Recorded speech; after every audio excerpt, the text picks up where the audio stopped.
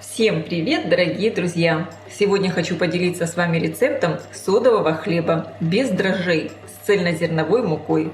Это традиционный ирландский хлеб, который готовится на соде. Он получается очень вкусный, с хрустящей корочкой и нежным мякишем. Этот хлеб – прекрасная альтернатива дрожжевому, а готовится он, конечно, в разы быстрее и проще. Понадобится всего лишь 5 минут на замес теста и затем отправляем его выпекаться в духовку. Хлеб можно готовить с разными видами муки и различными добавками. У меня сегодня с добавлением овсянки. Рекомендую его приготовить и попробовать. Я лично очень люблю такой хлеб, особенно горбушку с кусочком сливочного масла. Для приготовления теста мне понадобится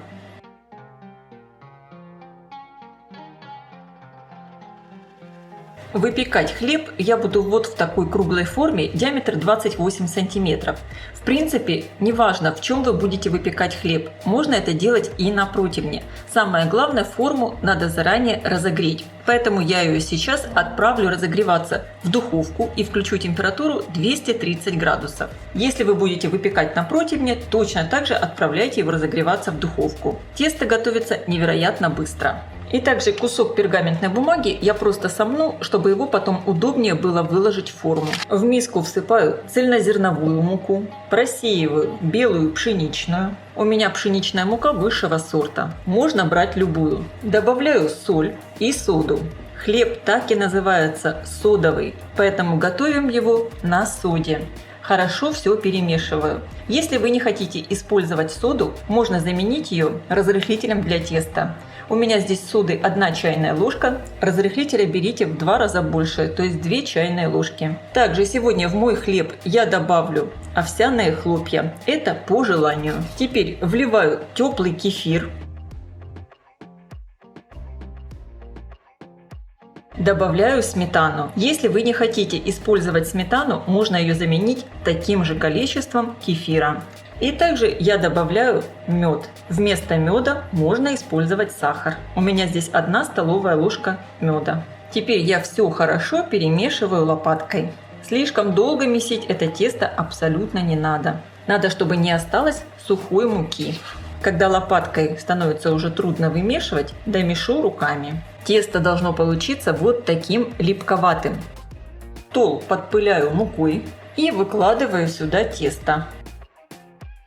Сверху также подпыляю мукой и слегка домешиваю тесто на столе, просто чтобы оно собралось в такой единый ком. Как видите, тесто начинаю немного вымешивать, и оно начинает слегка прилипать. Я хочу придать ему такую более красивую форму. Как бы подбираю все внутрь, округляю.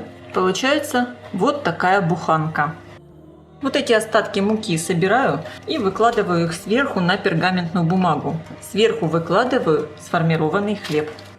Тесто я смажу небольшим количеством растительного масла и слегка присыпаю овсянкой. Я использую овсянку длительного приготовления. И чтобы хлеб легче пропекался, сделаю надрезы. Я это делаю лезвием, можно также делать острым ножом. Надрезы должны быть достаточно глубокие. Во время выпечки тесто раскроется. Я достала из духовки горячую форму. Переношу сюда тесто и отправляю выпекаться при температуре 220 градусов примерно на 30-35 минут.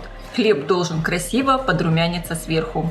Хлеб я достала из духовки. Какой он ароматный. Вот так замечательно подрумянился сверху.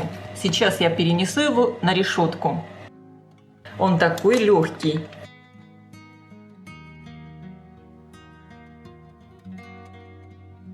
Кстати, обязательно проверяйте готовность хлеба. Вот я проверяла вот этой длинной шпажкой. Обязательно центр. Она должна быть абсолютно сухая. Чтобы точно проверить, что хлеб хорошо пропекся, надо снизу постучать. Слышите, какой глухой звук? Значит, хлеб полностью готов. Оставлю его немного остыть. Кстати, вот эти вот овсяные хлопья, они такие вкусные, когда обжарятся. Когда хлеб немного остыл, я его разрежу, потому что удержаться и дождаться, когда он остынет полностью, просто нет сил. Я желаю всем приятного аппетита, ставьте лайки, пишите ваши комментарии, делитесь этим новым видео с вашими друзьями в социальных сетях. Подписывайтесь на мой канал Люда Изи Кук «Позитивная кухня». Всем пока!